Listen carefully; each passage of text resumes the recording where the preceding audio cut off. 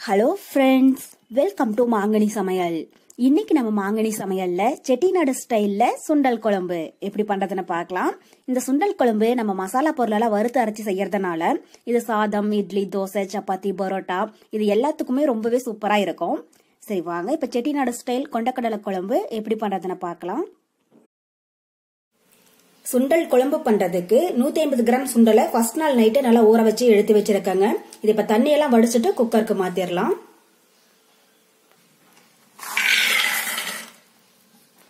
இப்ப இது கூட சுண்டல் மூழ்கிற அளவுக்கு தண்ணி சேர்த்துக்கோங்க.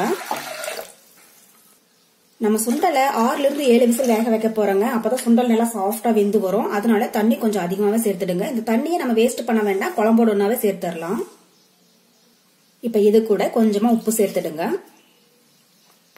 இப்ப குக்கருடைய மூடி போட்டு மூடிட்டு மீடியம் ஹீட்ல 6 இருந்து 7 விசில் வேக விட்டுடுங்க. இந்த டைம்ல நம்ம குழம்புக்கு வேணுங்கிற மசாலா பொருளெல்லாம் வறுத்து எடுத்துக்கலாம். அதுக்கு ஒரு கடாயில 1 டீஸ்பூன் அளவுக்கு தனியா சேர்த்துக்கோங்க. கூடவே 1/2 டீஸ்பூன் சீரகம், 1/4 டீஸ்பூன் மிளகு, 1/4 டீஸ்பூன் கடலைப்பருப்பு, 1/4 டீஸ்பூன் உளுத்தம்பருப்பு, கூடவே ஒரு 6 காஞ்ச மிளகாய், அப்புறம் 1 டீஸ்பூன் அளவுக்கு எண்ணெய். இதெல்லாம் சேர்த்துட்டு இந்த மசாலா பொருளை எல்லாம் ஸ்டவ் மீடியம் ஹீட்ல வச்சு நல்லா வாசம் வர அளவுக்கு வறுத்துடுங்க. ஸ்டவ் வந்து மீடியம் ஹீட்ல வச்சு வருங்க. அப்பதான் மசாலா பொருள் எல்லாம் கருகிடாம ஒரே மாதிரி நல்லா வறுபடும்.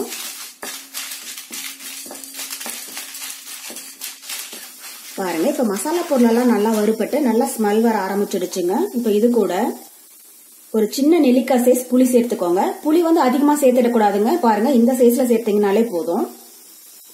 புளி சேர்த்துட்டு ஒரு டைம் லைட்டா வறுத்துடலாம்.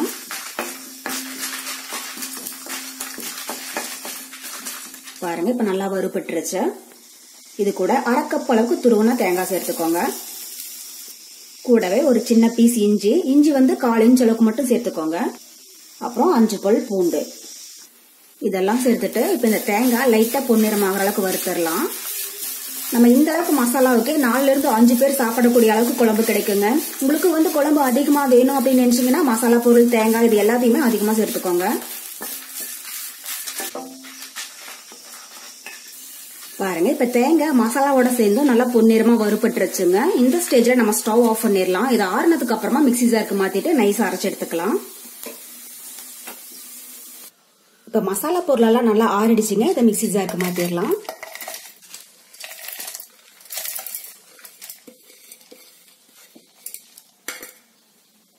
இது கூட கொஞ்சமா தண்ணி சேர்த்து நல்லா நைஸா அரைச்சு எடுத்துக்கோங்க.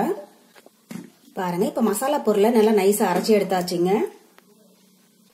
நம்ம சுண்டலும் இப்ப 6 விசில் வந்து நல்லா சாஃப்டா வெந்துடுச்சுங்க. அடுத்தது நம்ம சுண்டல் குழம்பு ரெடி பண்ண ஆரம்பிச்சிடலாம். அதுக்கு ஒரு கடாயில 2 டேபிள் ஸ்பூன் அளவுக்கு எண்ணெய் சேர்த்து சூடுபடுத்திடுங்க. எண்ணெய் சூடானதும் இது கூட 1/2 டீஸ்பூன் கடுகு உளுத்தம்பருப்பு, கடுகு பொரிஞ்சதும் இது கூட 1/2 கப் சின்ன வெங்காயம் நல்லா பொடியா கட் பண்ணி வச்சிருக்காங்க, அதெல்லாம் சேர்த்துடலாம்.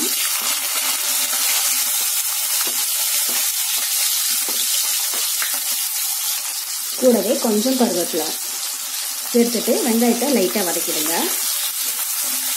சுண்டல் குழம்புக்கு சின்ன வெங்காயம் சேர்க்கிற அளவுக்கு டேஸ்ட் ரொம்பவே நல்லா இருக்குங்க. சின்ன வெங்காயம் இல்லை அப்படின்னா அதுக்கு பதில் பெரிய வெங்காயம் கூட நல்லா பொடியா கட் பண்ணி சேர்த்துடுங்க.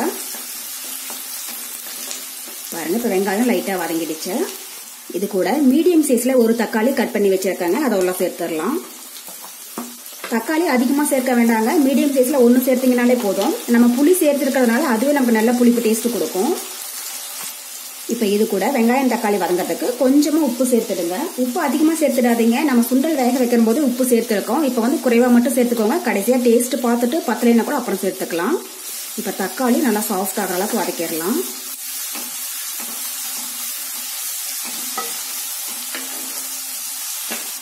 பாருங்க, இப்ப வெங்காய தக்காளி நல்லா சாஃப்டா வதங்கிடுச்சுங்க. இது கூட மீடியம் சைஸ்ல 3 கத்திரிக்காய் கட் பண்ணி வச்சிருக்கேன், அதெல்லாம் சேர்த்துடலாம். கத்திரிக்காய் இல்லைன்னா உருளைக்கிழங்கு ரெண்டுல எது வேணாலும் சேர்க்கலாங்க. டேஸ்ட் ரொம்பவே நல்லா இருக்கும். இது நீங்க விருப்பப்பட்டா சேர்த்துக்கோங்க, இல்லைனாலும் பரவாயில்ல. கத்திரிக்காய் உள்ள சேர்த்துட்டு கத்திரிக்காய் நல்லா சுருண்டு வர அளவுக்கு வதக்கிடுங்க.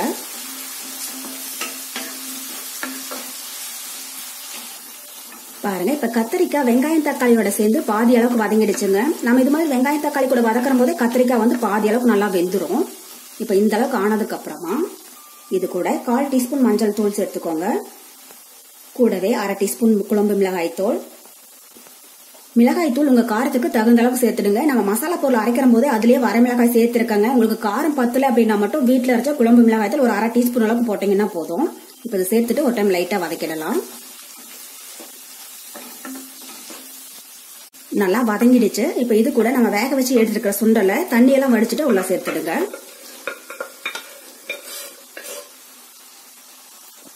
சுண்டல் உள்ள சேர்த்துட்டு ஒரு டைம் லைட்டா வதக்கிடலாம். சுண்டல் வேக வச்ச தண்ணியை வேஸ்ட் பண்ண வேண்டாங்க. நம்ம குழம்போட தான் சேர்க்க போறோம். அப்பதான் குழம்பு வந்து நமக்கு டேஸ்ட் ரொம்பவே நல்லா இருக்கும்.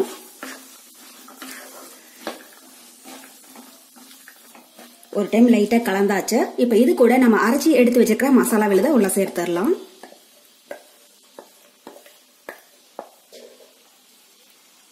இப்ப இது கூட சுண்டல் வேக வச்ச தண்ணியவே மிக்ஸி ஜார்ல சேர்த்து நல்லா கலந்து உள்ள சேர்த்துடுங்க.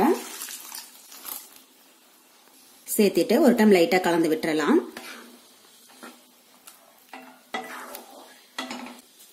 குழம்பு கொஞ்சம் திக்கா இருக்குங்க. இப்ப இது கூட இன்னும் கொஞ்சமா தண்ணி சேர்த்துக்கலாம். உங்களுக்கு குழம்பு வந்து எந்த அளவுக்கு திக்னஸ் வேணும் அப்படின்னு நினைக்கிறீங்களோ அதுக்கு தகுந்த மாதிரி தண்ணி விட்டுருங்க. தண்ணி சேர்த்துட்டு ஒரு டைம் நல்லா கலந்து விட்டுட்டு உப்பு காரம் பார்த்துட்டு பத்தலைன்னா இந்த ஸ்டேஜ்ல தேவையான அளவு சேர்த்துடுங்க. இப்ப கடாயோடைய மூடி போட்டு மூடி வச்சிடலாங்க. மீடியம் ஹீட்லயே 10 நிமிஷம் இருக்கட்டும். 10 நிமிஷத்துக்கு அப்புறமா எப்படி இருக்குன்னு பார்க்கலாம். பாருங்க, இப்ப 10 நிமிஷம் போல ஆகிடுச்சு. மூடி ஓபன் பண்ணி பார்க்கலாம். மசாலாவுடைய பச்சை ஸ்மெல் போய் குழம்பு நல்லா திக்காயிடுச்சுங்க. கத்திரிக்காயும் நல்லா சாஃப்டா வெந்து வந்திருக்கு. இந்த அளவுக்கு திக்னஸா இருக்கிற மாதிரி பாத்துக்கோங்க. நம்ம சுண்டல் குழம்பு இப்ப ரொம்பவே சூப்பரா ரெடி ஆயிடுச்சுங்க. கடைசியா பொடி பொடியா கட் பண்ண கொஞ்சம் மல்லியில தூவி விட்டுட்டு ஸ்டவ் ஆஃப் பண்ணிடலாம். அவ்வளோதான். நமக்கு இப்போ ரொம்ப ரொம்ப டேஸ்டியான செட்டிநாடு ஸ்டைல் கொண்டக்கடலை குழம்பு ரொம்பவே சூப்பராக தயாராகிடுச்சு. கண்டிப்பாக நீங்களும் இதே மெத்தடில் செஞ்சு பார்த்துட்டு எப்படி இருக்குன்னு கமெண்ட் பாக்ஸில் சொல்லுங்கள். என்னுடைய இந்த ரெசிபி வீடியோ உங்களுக்கு பிடிச்சிருந்தா லைக் பண்ணுங்கள், ஷேர் பண்ணுங்கள், மறக்காமல் மாங்கனி சமையலுக்கு சப்ஸ்கிரைப் பண்ணுங்கள். நன்றி.